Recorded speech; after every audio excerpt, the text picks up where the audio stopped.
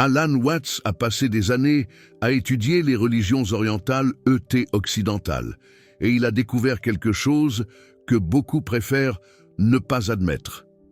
Le christianisme que vous connaissez aujourd'hui n'a presque rien à voir avec la spiritualité mystique que Jésus enseignait réellement. Quelque chose s'est perdu en chemin, et ce n'était pas par accident. Avez-vous déjà remarqué? Les églises parlent de Dieu comme s'il était là-haut, distant, jugeant. Elles ont transformé l'expérience directe du sacré en dogme, en rituel vide, en obéissance aveugle. Alan Watts a réalisé que le christianisme moderne est plus intéressé par le contrôle que par la libération, plus préoccupé par le péché que par la présence divine. Mais pourquoi cela est-il arrivé? Comment une tradition qui a commencé avec des mystiques, avec des personnes qui expérimentaient le divin directement, a-t-elle fini par devenir une machine de culpabilité et de conformité? Et plus importante encore, qu'est-ce qui a été perdu? Qu'est-ce que vous perdez maintenant en acceptant cette version domestiquée de la spiritualité? Parce que voici la vérité qu'Alan Watts a révélée. La spiritualité authentique ne peut pas être institutionnalisée, elle ne tient pas dans les dogmes, elle ne peut pas être contrôlée par des hiérarchies. Au moment où vous essayez de l'enfermer dans des règles, elle s'échappe, comme de l'eau entre les doigts. Allons à ce qui compte vraiment. Pensez-y, dans les premiers siècles du christianisme, il y avait les pères du désert, des hommes et des femmes qui abandonnaient tout pour rechercher une expérience directe de Dieu, dans le silence, dans la solitude, dans la contemplation. Ils n'étaient pas intéressés par la théologie complexe ou la hiérarchie ecclésiastique. Ils voulaient dissoudre le moi. Ils voulaient l'union avec le divin. Ça ressemble à quoi? Aux maîtres zen, aux yogis, aux soufis. Alan Watts a réalisé que le christianisme mystique original était presque indistinguable des traditions orientales. Le langage était différent, mais l'expérience, la même. Dissolution du moi séparé, perception que vous et Dieu ne sont pas deux, qu'ils ne l'ont jamais été. Mais alors, quelque chose est arrivé. L'Église est devenue une institution, un pouvoir politique, un contrôle social, et la spiritualité authentique est devenue une menace parce que les personnes qui expérimentent Dieu directement n'ont pas besoin d'intermédiaires, n'ont pas besoin de prêtres leur disant quoi faire, n'ont pas besoin de dogmes leur disant quoi penser. Et là réside le paradoxe qu'Alan Watts a exposé. Le christianisme institutionnel a tué exactement ce qu'il était censé protéger: l'expérience mystique, la connexion directe, le sacré vivant et vibrant à l'intérieur de chaque personne. On vous a enseigné que vous avez besoin du salut, que vous êtes séparé de Dieu, que vous êtes né dans le péché, que vous devez gagner l'amour divin par l'obéissance. Mais Jésus, le mystique original, n'a jamais dit cela. Il a dit que le royaume de Dieu est à l'intérieur de vous. Maintenant, il l'a toujours été.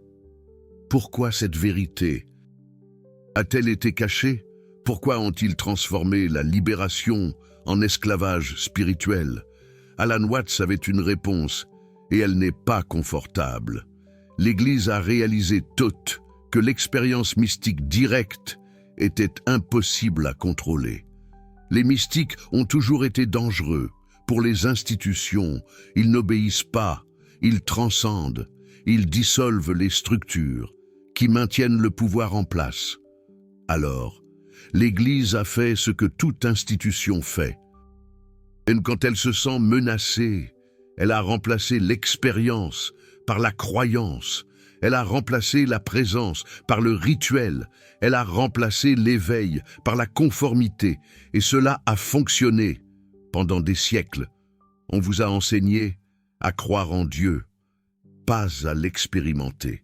On vous a enseigné à obéir aux commandements, pas à dissoudre le moi qui les enfreindrait. On vous a enseigné que la spiritualité consiste à suivre des règles externes, Passe à l'éveil intérieur, c'est l'opposé de ce que Jésus enseignait, l'opposé de ce que les mystiques chrétiens ont toujours su. Alan Watts disait que le christianisme est devenu une religion sur Jésus, pas la religion de Jésus, sur l'adoration de l'homme, pas sur le fait de vivre ce qu'il vivait, pas sur le fait d'expérimenter ce qu'il expérimentait. Parce que, qu'est-ce que Jésus expérimentait? L'union, pas la séparation. Il appelait Dieu Père. Pas parce que Dieu était distant là-haut, mais parce qu'il percevait que la vie divine coulait à travers lui, comme une vague perçoit qu'elle est l'océan. Mais l'Église a transformé cela en doctrine de la Trinité, en théologie complexe, en quelque chose que vous devez croire, pas expérimenter. Et là, il y a un autre paradoxe. Plus l'Église parlait de Dieu, moins les gens l'expérimentaient. Plus il y avait de dogmes, moins il y avait d'éveil. Plus il y avait de contrôle institutionnel, moins il y avait de liberté spirituelle. Alan Watts voyait cela clairement. Il savait que le christianisme original était une voie de libération, pas de culpabilité. C'était un chemin de dissolution du moi, pas de renforcement de la séparation. Les pères du désert savaient cela, Saint Jean de la Croix savait cela, Maître Eckhart savait cela, Thérèse d'Avila savait cela, tous les mystiques chrétiens savaient. Ils parlaient de la nuit sombre de l'âme, du détachement, de l'abandon total, de la mort du moi, exactement comme les maîtres zen parlent du vide, comme les védantistes parlent de moksha, comme les soufis parlent de fana. Même expérience, différents mots, mais l'Église institutionnelle a eu peur de cela. Elle a eu peur du vide. Elle a eu peur de la dissolution. Alors, elle a rempli le vide avec le dogme. Elle a remplacé la nuit sombre. Et par des certitudes théologiques, elle a transformé le mystère ineffable en catéchisme décortiqué. Et vous avez tout perdu. L'expérience directe, le sacré vivant, la présence que Jésus connaissait. Alan Watts demandait pourquoi l'Orient a-t-il préservé ses traditions mystiques tandis que l'Occident les a tuées? Pourquoi le zen enseigne-t-il encore la dissolution du moi, tandis que le christianisme enseigne le renforcement du pécheur? Séparé de Dieu? La réponse est dans le contrôle. Les institutions ont besoin de contrôle, et le mysticisme véritable est incontrôlable. Mais voici ce que vous devez comprendre. Ce qui a été perdu n'est pas perdu pour toujours, parce que la spiritualité authentique n'a jamais dépendu des églises, n'a jamais dépendu des dogmes, n'a jamais dépendu des hiérarchies. Elle a toujours été là où Jésus a dit qu'elle était, à l'intérieur de vous, maintenant. Attendant que vous arrêtiez de chercher à l'extérieur, et c'est exactement ici que la chose devient profonde, parce qu'Alan Watts a réalisé quelque chose que la plupart ignorent. Le christianisme n'a pas seulement perdu sa tradition mystique, il a perdu la compréhension de ce que Dieu est réellement. On vous a enseigné que Dieu est un être séparé, là-haut, créateur distant, juge qui observe, père qui juge ses enfants désobéissants. Mais les mystiques chrétiens n'ont jamais vu Dieu ainsi. Maître Eckhart disait que Dieu et vous ne faites qu'un, qu'il n'y a pas de séparation, que lorsque vous dissolvez le faux moi, ce qui reste, c'est seulement Dieu, étant Dieu, à travers cette forme qui semble être vous.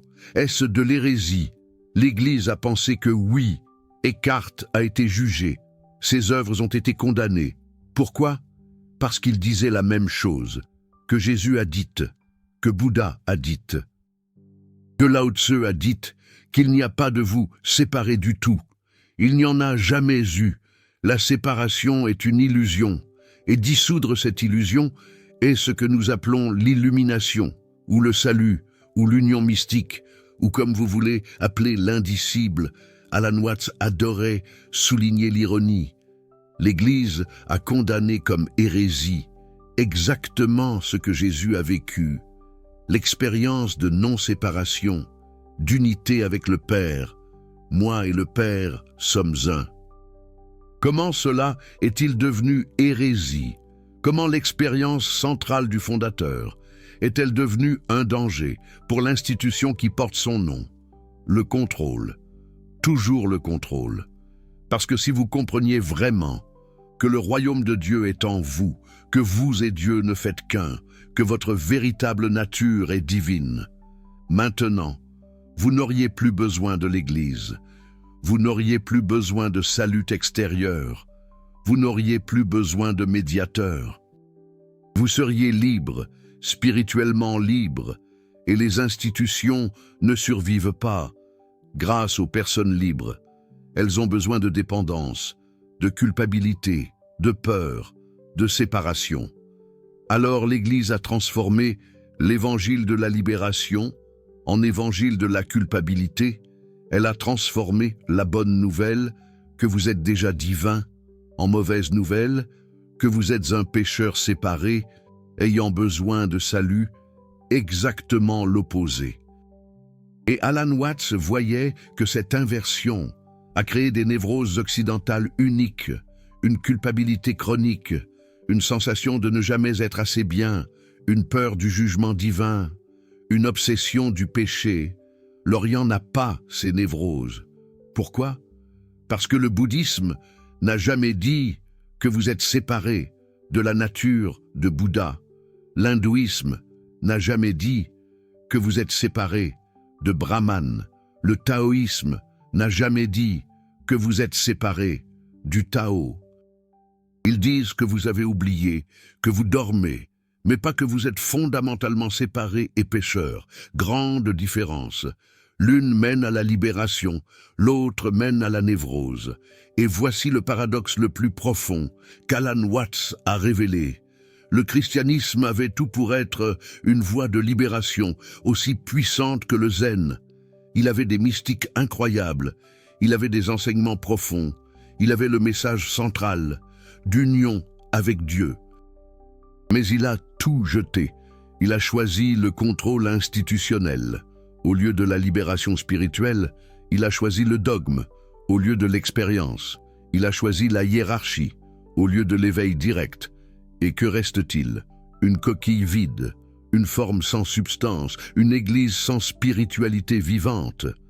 Mais attendez, parce qu'il y a quelque chose que nous devons regarder plus profondément. Quelque chose qu'Alan Watts comprenait parfaitement, mais que peu de gens saisissent. Le problème n'est pas seulement que le christianisme a perdu la spiritualité mystique, c'est qu'il l'a activement combattue, persécutée, brûlée sur le bûcher. Combien de mystiques ont été condamnés? Combien d'hérétiques brûlés parlaient simplement de l'expérience directe du divin? Combien de sorcières étaient juste des femmes avec une connaissance des états altérés de conscience, des plantes sacrées, des pratiques contemplatives? L'Église n'a pas seulement perdu la spiritualité, elle l'a tuée systématiquement pendant des siècles. Pourquoi? Alan Watts avait une clarté totale à ce sujet, parce que les institutions religieuses ne vendent pas la libération, elles vendent la dépendance.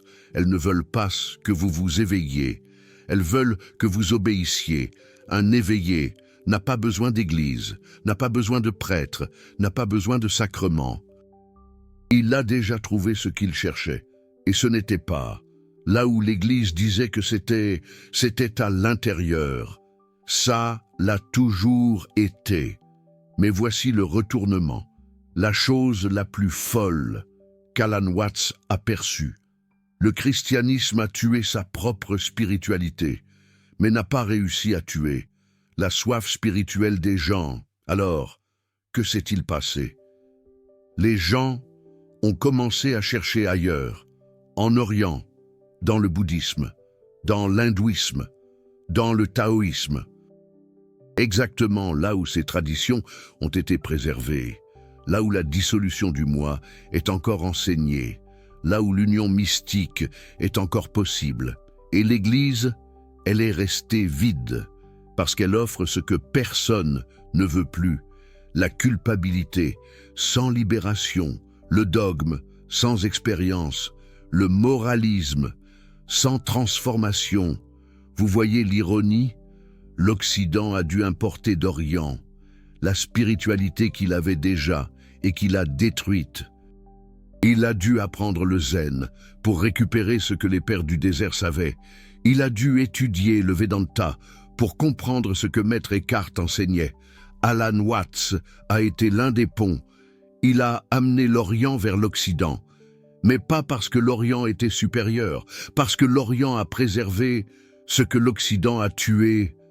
Et voici quelque chose qui va vous bouleverser. Cette tradition mystique chrétienne, elle n'est jamais morte complètement. Il y a toujours eu une lignée occulte, des moines contemplatifs, des ermites, des personnes qui ont maintenu vivante la flamme de l'expérience directe. Mais ils ont appris à se taire, à ne pas trop parler, parce qu'ils savaient ce qui arrivait à ceux qui parlaient. Saint Jean de la Croix a écrit sur la nuit obscure, sur la dissolution totale du moi, sur le vide qui précède l'union. Mais il a écrit dans un langage tellement poétique, tellement voilé, et que l'Inquisition n'a pas réalisé qu'il enseignait la même chose que les maîtres zen. Thérèse d'Avila décrivait des états de conscience identiques au samadhi, mais elle appelait ça de l'extase mystique, de l'union avec le Christ. Le langage était chrétien, l'expérience universelle. Alan Watts savait cela. Il savait que sous les différents costumes culturels, tous les mystiques buvaient à la même source, expérimentaient la même dissolution, connaissaient le même vide créatif, percevaient la même non-séparation. Mais voici le problème. L'Église institutionnelle ne veut pas que vous sachiez cela, parce que si vous le saviez, vous réaliseriez que vous n'avez pas besoin d'elle. Vous avez un accès direct, vous l'avez toujours eu, le même accès que Jésus avait, que Bouddha avait, que Lao Tse avait. Il n'y a pas d'intermédiaire. Dans l'éveil, il n'y a pas de hiérarchie. Dans la conscience, il n'y a pas de dogme qui puisse capturer l'ineffable. Et c'est exactement ce que le christianisme a essayé de faire. Capturer l'ineffable en dogme, emprisonner l'infini dans une définition, contrôler l'incontrôlable, impossible, comme essayer de retenir l'eau avec ses mains. Alan Watts riait de ça. Il voyait l'absurdité, la tragédie comique d'institutions religieuses, essayant de vendre ce qui ne peut pas être vendu, de contrôler ce qui ne peut pas être contrôlé, de définir ce qui ne peut pas être défini. Dieu n'est pas un objet de croyance, c'est une expérience directe, une présence vivante, le sol de l'être lui-même. Mais vous ne pouvez pas institutionnaliser cela, vous ne pouvez pas créer une hiérarchie autour de cela, vous ne pouvez pas vendre cela. Alors l'Église a vendu autre chose. Elle a vendu le salut futur. Elle a vendu le ciel après la mort. Elle a vendu l'obéissance maintenant, en échange d'une récompense après, un schéma parfait, parce que vous ne pouvez jamais vérifier, vous ne pouvez jamais savoir si ça a fonctionné, seulement après votre mort. Et là, il est trop tard pour se plaindre. Mais la spiritualité authentique ne concerne pas l'après, elle concerne le maintenant. Elle ne concerne pas le ciel futur. Elle concerne l'éveil présent. Jésus savait cela. Le royaume de Dieu est parmi vous. Maintenant, pas après votre mort, et que vous soyez jugés. Maintenant, à cet instant, ça l'a toujours été. Mais l'Église a transformé le présent en futur. Elle a transformé le ici en là-bas. Elle a transformé le maintenant en après. Et avec cela, elle a tué toute la puissance de l'enseignement. Alan Watts voyait cela avec une clarté cristalline. Le christianisme avait la clé pour une libération immédiate.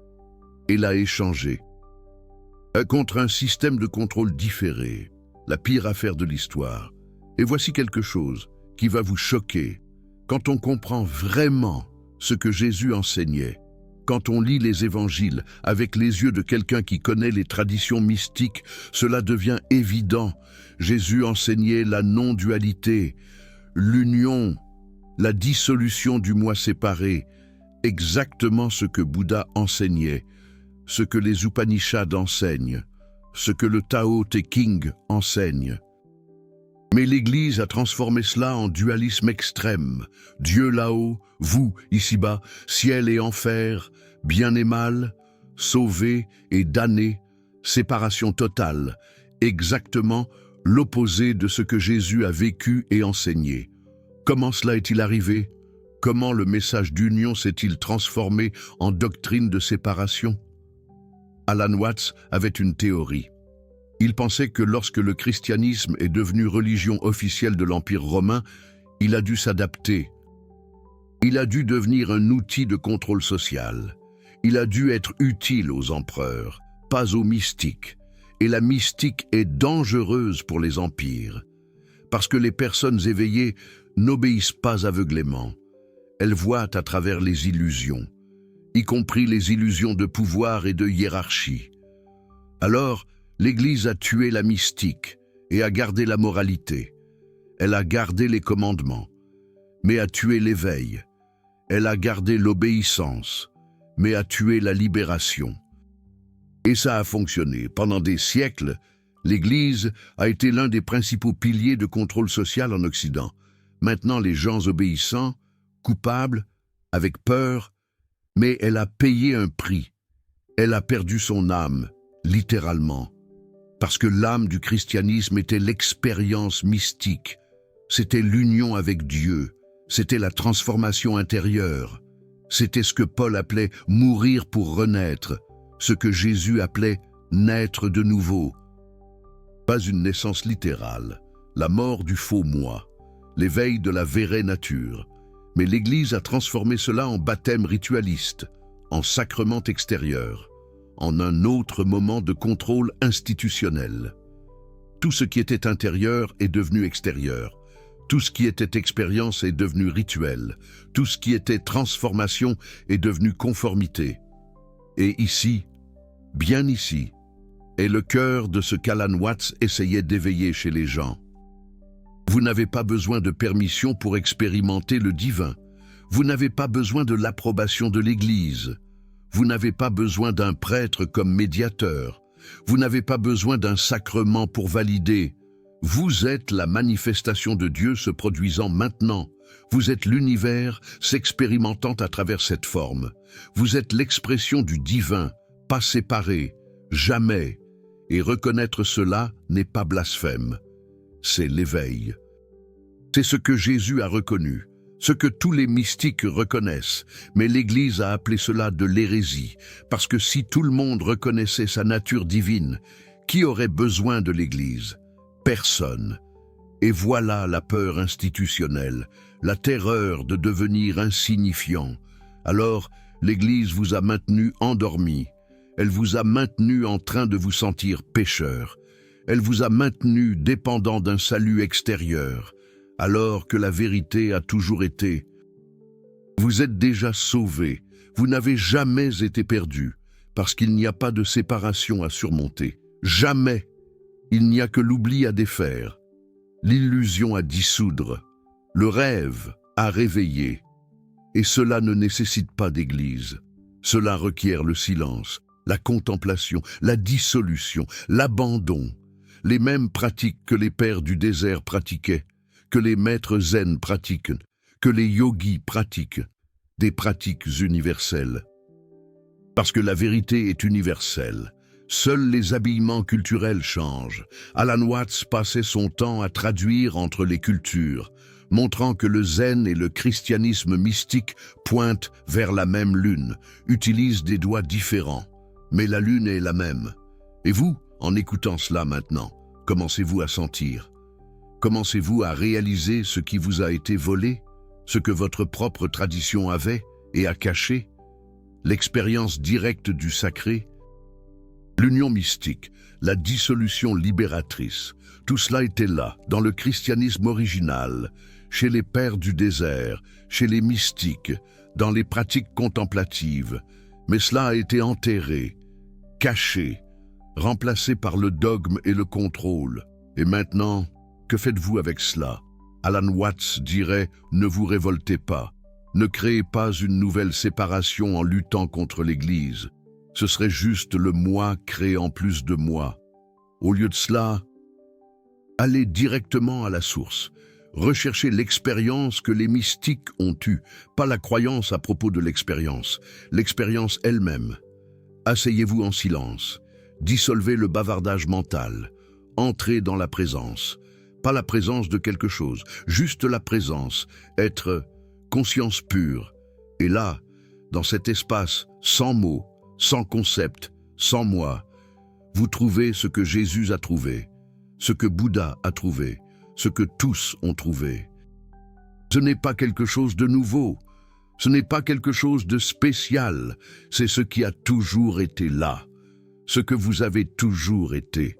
Avant d'apprendre à vous identifier aux pensées, avant de croire à la séparation, avant d'oublier, et cet éveil, ce souvenir, est ce que le christianisme devrait enseigner. C'est ce que Jésus enseignait, c'est ce qui a été perdu, mais cela n'a pas besoin de continuer à être perdu, parce que cela ne dépend pas des institutions. Cela n'a jamais dépendu, cela dépend seulement de vous. D'arrêter, de vous taire, de regarder à l'intérieur et de voir l'évidence, qui est si proche que vous ne la remarquez pas. Vous êtes cela, le divin, se produisant. Maintenant, ce n'est pas une croyance, c'est une reconnaissance, ce n'est pas une conquête, c'est un abandon, ce n'est pas le futur, c'est le présent éternel. Et savez-vous ce qui est le plus beau? Quand vous vous éveillez à cela, quand vous reconnaissez votre vraie nature, vous ne devenez pas arrogant, vous devenez humble, parce que vous réalisez qu'il n'y a pas de vous séparer pour être arrogant. Il n'y a que la vie qui se déroule. Dieu étant Dieu à travers des formes infinies, y compris celles que vous appelez moi, c'est ce qu'Alan Watts voyait, c'est ce qu'il essayait de communiquer, c'est ce que le christianisme a perdu. Mais vous n'avez pas besoin de le perdre. Parce que c'est disponible maintenant, cela l'a toujours été. Il suffit d'arrêter de chercher à l'extérieur, d'arrêter d'attendre que l'Église vous sauve, d'arrêter de croire que vous êtes séparés, et simplement être ici, maintenant, complet, divin. Comme vous l'avez toujours été, vous venez de dissoudre des siècles de conditionnement religieux. Vous venez de voir à travers la plus grande illusion que l'Occident a créée, l'illusion que vous êtes séparés de Dieu, que vous avez besoin d'un salut extérieur, que les institutions ont le pouvoir qui a toujours été le vôtre. Cette vérité qu'Alan Watts a mise en lumière a été cachée pendant des millénaires, pas parce qu'elle était fausse, parce qu'elle était trop puissante, trop libératrice, trop dangereuse pour les systèmes de contrôle. Chaque vidéo comme celle-ci exige des années d'études comparatives des religions, de compréhension profonde à la fois du christianisme mystique et des traditions orientales, de courage pour dire ce que peu osent dire. Le Super Thanks là en bas n'est pas seulement un soutien financier. C'est vous qui dites « J'ai vu la vérité, je reconnais ce qui m'a été volé. » Et je veux que ce message parvienne à plus de personnes. Quand vous cliquez sur ce bouton, vous validez cette recherche de la spiritualité authentique. Vous devenez partie de ceux qui choisissent la vérité au lieu du confort, la libération au lieu de la conformité. Vous n'êtes pas seulement un spectateur, vous êtes un chercheur de l'expérience directe. Faites partie de ceux qui redécouvrent ce que le christianisme a perdu. Ensemble, nous ressuscitons la véritable spiritualité, qui a été enterrée par les institutions. Alors, qu'est-ce qui change concrètement? Comment vivez-vous cela? Premièrement, cessez de chercher une validation spirituelle externe. Arrêtez d'attendre qu'un prêtre, un pasteur ou l'Église vous disent si vous êtes en accord avec Dieu. C'est cette dépendance qu'ils ont créée. Ce n'est pas réel. Votre connexion avec le divin est directe. Elle l'a toujours été. Elle n'a besoin d'aucun intermédiaire, d'aucun rituel, d'aucune approbation.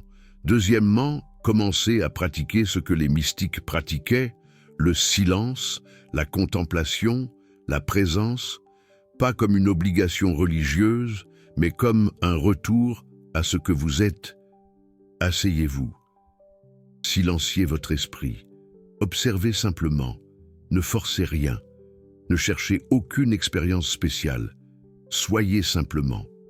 Et dans cet être simple, sans effort, vous commencez à percevoir, vous commencez à vous dissoudre, vous commencez à vous éveiller. Troisièmement, reconnaissez que le dogme n'est pas la vérité. Le dogme est un doigt pointant vers la lune, utile, peut-être, mais ne confondez pas le doigt avec la lune. Ne confondez pas la carte avec le territoire. Ne confondez pas les mots sur Dieu avec Dieu. Alan Watts disait « Le menu n'est pas le repas. Vous ne pouvez pas manger le mot pain. Vous ne pouvez pas étancher votre soif en buvant le mot eau. » C'est la même chose avec la spiritualité. Vous ne vous éveillez pas en lisant sur l'éveil. Vous ne vivez pas l'union en lisant sur l'union. Vous devez vivre, vous dissoudre, être. Et quatrièmement, et c'est le plus important, vivez, simplement, vivez, avec présence, avec conscience, mais sans prendre tout aussi au sérieux. Parce que voici le secret ultime qu'Alan Watts aimait. La vie est un jeu, une danse, une musique. Ce n'est pas un problème à résoudre, c'est un mystère à vivre. Quand vous dissolvez le moi séparé, quand vous réalisez que vous êtes l'univers qui joue à être vous, tout devient plus léger, plus fluide, plus wu-wei. Vous cessez de résister, vous fluez, comme l'eau qui descend la montagne, sans effort, sans contrôle, simplement en se produisant. Et là, dans ce fluix sans effort, se trouve la véritable spiritualité que le christianisme a perdue, la grâce, pas comme un concept théologique, mais comme une expérience vivante, fluer avec le Tao, avec la volonté de Dieu, avec le mouvement naturel de la vie. Jésus avait cela. Vous le voyez dans les évangiles. Il fluait, il ne planifiait pas, il ne contrôlait pas. Il faisait confiance, il se rendait, il permettait à la vie de se produire à travers lui. Mais l'Église a transformé cela en dogme d'expiation, en sacrifice planifié, en théologie de la croix. Elle a tué la spontanéité, la grâce vivante, le flux naturel. Et maintenant, vous savez, vous avez vu ce qui a été perdu. Vous avez compris comment cela a été perdu. Et vous réalisez que vous n'avez pas besoin de continuer à être perdu. Parce que la véritable spiritualité n'a jamais été la propriété d'une institution. Elle a toujours été votre nature, attendant d'être reconnue. Alors, arrêtez de chercher, arrêtez d'attendre, arrêtez de croire que vous devez gagner ce qui est déjà vôtre. Et simplement, reconnaissez, vous êtes l'expression du divin. Maintenant, cela l'a toujours été.